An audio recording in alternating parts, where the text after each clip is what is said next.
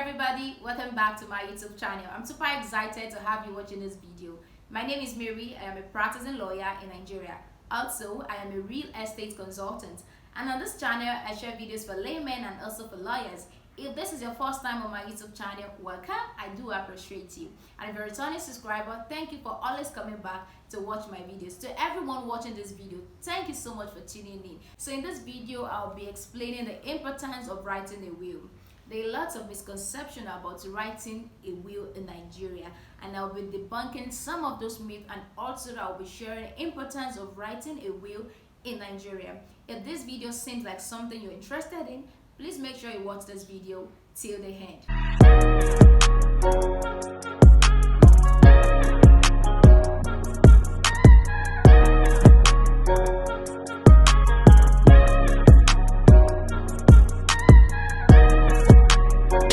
Welcome back, people. The first myth I'll be debunking in this video is that people write will when they anticipate death. That is not true. That is not true. As a matter of fact, in Nigeria, if you are up to the age 18 and you have a sound mind, you can write a will. So the fact that someone is writing a will does not mean they anticipate death. Writing of will, what actually means is to actually put it in black and white, to actually write how one's assets will be shared upon one's demise. Okay, because a lot of things can actually go wrong if you are so wealthy, you're a billionaire, you have a lot of things out there, and you actually do not put it down in a written form how you want those assets to be shared. You know, in Nigeria, even if you practice what we call monogamy, that you have just one wife, as a man you have just one wife and you have some children, even like that, disputes may happen if you do not have how those your estate should be shared. Okay, and I also need to say something that writing of a will doesn't mean it's not discriminatory.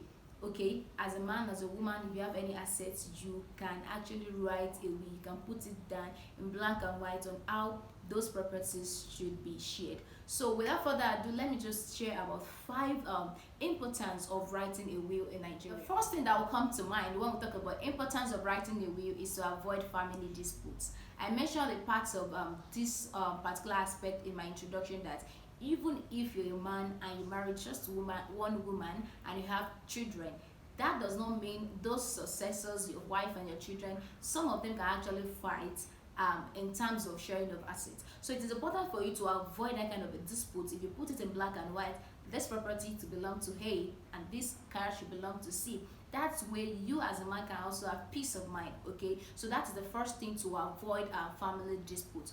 Number 2 is to save time and money.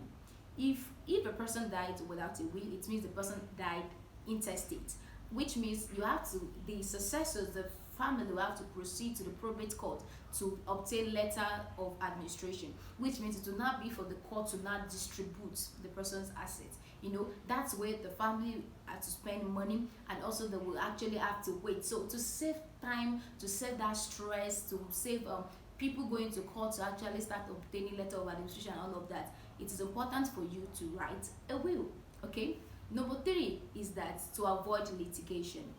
It is possible that those children, your children, may actually fight and go to court, not fight as a physical word, but actually be some sort of misunderstanding, disagreement and all of that. And you see, as a lawyer, I do experience it in court. You see number of cases in court, litigation, where children will be fighting over properties. Okay, it doesn't mean that if you have a will, things like that may as well happen, but it will be very, very slim that will happen. But when somebody die intestate, definitely, most likely, let me put it that way, most likely the successors, the wives, that is, even if a person is a polygamist, the wives, the children, definitely, most likely there will be a sort of legal battle where people will now proceed to court and say, I am entitled to this, I'm entitled to that, and all of that. Another thing, the fourth point is to avoid the application of Islamic or customary law in the distribution of your assets. A person who died intestate, that is a person who died without a will. Okay,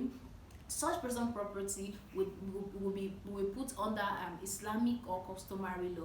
Okay, so if you don't want that to happen, and in that Islamic and customary law you see things like the headless son, the first child, if you don't want that to happen to you, particularly when you know your eldest child or your first wife and all of that probably in a way they do not really deserve many of your assets, in the way, in the sense that if you feel they will actually not manage it or maintain it well. So you have the opportunity to actually put it down in black and white on how you want those properties to be shared.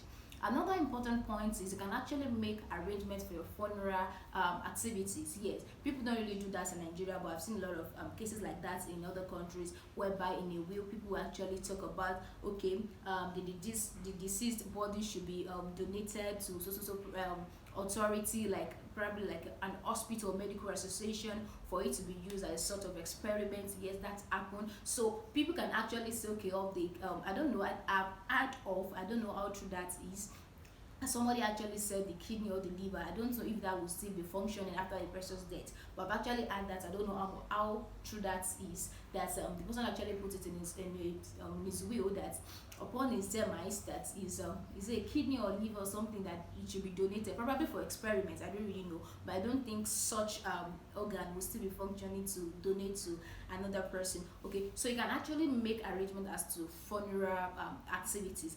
Also, if you have a child that is a minor, also a child that actually needs us, that have special needs, like, I don't want to use the word imbecile. Okay, so such, you can also make provision in your will about how those kids should be taken care of. Okay, so please, I want everybody watching this video to actually not believe the myth that you write a will when you anticipate death. Okay, so you can always write a will at the age of 18 once you have a sound mind. I hope this video educates you. Like, share, and comment. And if you have any question, my email address will be in the description box if you want to send any message to me. Thank you so much for watching. See you in another video.